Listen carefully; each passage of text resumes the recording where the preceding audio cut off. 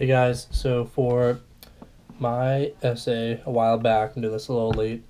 I did mine on, for our happiness essay, the mental control of social media and how it impacts our lives negatively.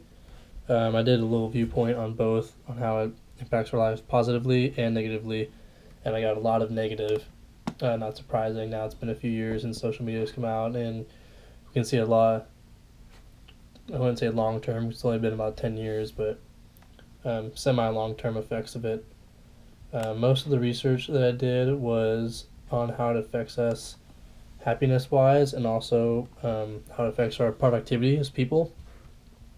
I found a lot on productivity and kind of how it like sucks up your time.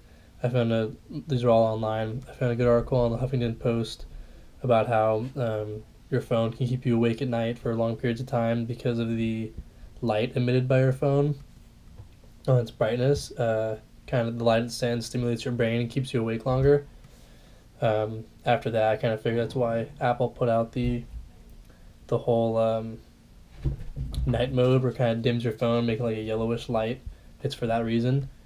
I found a few more on how social media creates a dopamine stimulus. So it's the same as like the same dopamine release that you get when you're eating food or when you're having sex or sleeping, exercising, same stuff. That social media releases the same thing.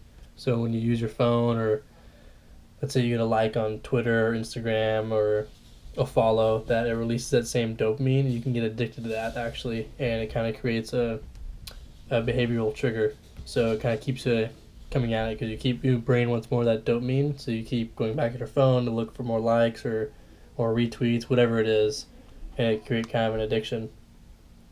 Which is actually not very surprising, but pretty crazy. That's kind of confirmed to be true.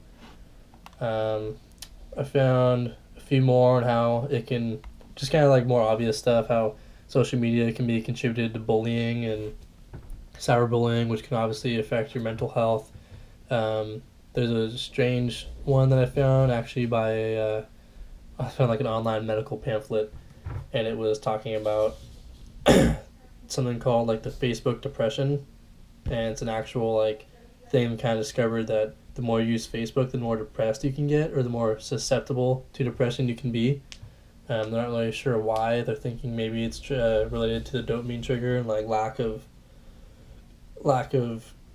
triggering that dopamine release in your brain from the addiction can cause depression.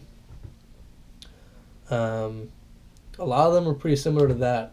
It was a lot of talking about how it can affect you by causing depression, how it just kind of takes up your time. I found a lot of good stats on stuff talking about like on average people use their phone like 1 to 2 hours a day on average, which is crazy. And then a lot of stats talking about how much time using your phone at the workplace takes away from your work and how much companies are losing paying their employees.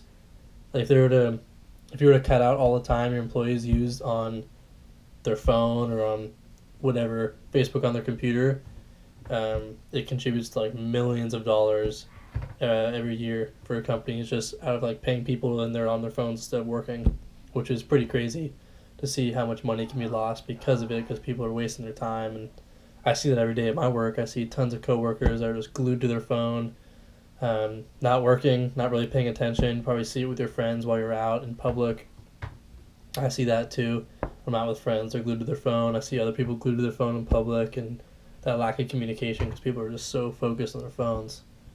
Um, I'm looking above the camera because I have all my stuff right here on my computer, but that was really the main basics of everything. It was a lot of statistics, which were really helpful for my essay.